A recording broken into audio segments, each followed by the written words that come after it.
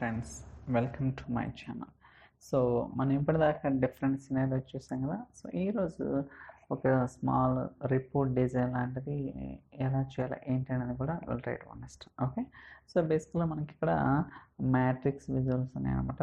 3 types, ఇది ఒకటి, ఇది ఒకటి, ఇది ఒకటి, ఇలా మనకి 3 మ్యాట్రిక్స్ విజువల్స్ ఉన్నాయి.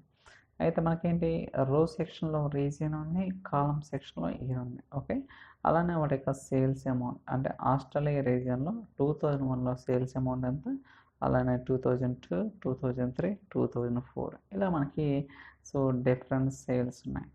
అలానే ఇక్కడ ఏంటంటే ర్యాంకింగ్ అనమాట. ఓకే, సో ఈచ్ రీజియన్లో సో ఈచ్ ఇయర్ వైజ్ వాటి యొక్క సేల్స్ ర్యాంకింగ్ అనమాట. సో ఆస్ట్రేలియా రీజియన్లో 2001లో ఏది ఫస్ట్ ర్యాంక్, ఓకే ఫస్ట్ 2001లో, అలానే కెనడా 6th ర్యాంక్, 5th, ఇలా మనకి సో డిఫరెంట్ ర్యాంక్స్ అయితే ఉన్నాయన్నమాట. సో ఇప్పుడు ఓకే ఇవన్నీ కూడా చూద్దాం. అలానే ఈ దీనికి బ్యాక్గ్రౌండ్ కలర్ అనేది అప్లై చేశాను, అలానే దీనికి కూడా బ్యాక్గ్రౌండ్ కలర్ అనేది అప్లై చేశాను అనమాట. So it's like A heat map. So మనకి హీట్ మ్యాప్లో కూడా so based on the sales amount బట్టి మనం బ్యాక్గ్రౌండ్ కలర్ అనేది డిజైన్ చేస్తాం అనమాట. Same like kind of implementation నేను కూడా చేశాను అనమాట. సో ఫస్ట్ ఇది ఏంటనేది చూద్దాం.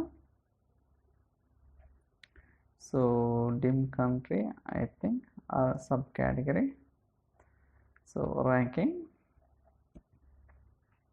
సో ఇక్కడ చూడండి, సో మనకి ఇంతకుముందు తెలిసినట్టు ర్యాంక్ ఎక్స్ అనే ఫంక్షన్ అనేది ఈచ్ రీజన్ వైజ్ అయితే నేను కనుక్కున్నాను. Okay, each reason wise so ఏదైతే సేల్స్ అమౌంట్ ఉందో in descending order, so I'm trying to find the ranking each reason wise. Okay, so ఇలా మనం ఏంటంటే సో డిఫరెంట్ ర్యాంక్స్ అనేది ఫైండ్ అవుట్ చేయొచ్చు. చూడండి ఇక్కడ యునైటెడ్ స్టేట్స్లో సో 2001, ఓకే యునైటెడ్ స్టేట్స్లో 2001లో ఎంత ఉంది సేల్స్, 152.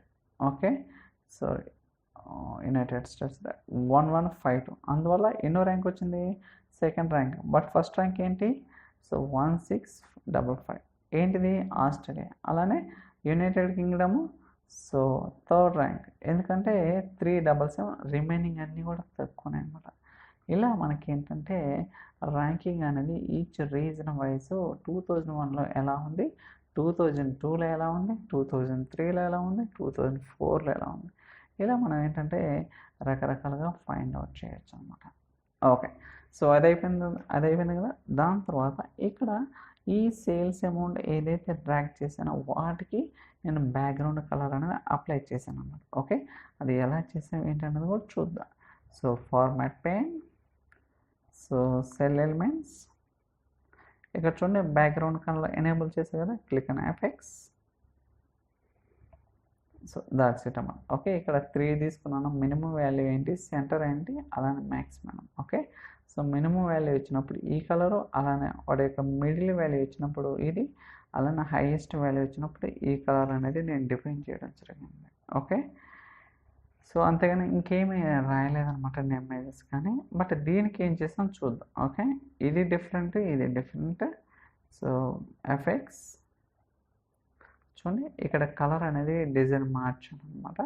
సో సేల్స్ తక్కువ ఉంటే కొంచెం కలర్ అనేది రెడ్ సేల్స్ వస్తున్నాయి, అలానే మీడియం ఉంటే ఇలా వస్తాయి, బాగా సేల్స్ ఉంటే సో మీకు సారీ ఐ థింక్ ఇది స్ట్రక్ అయిందా,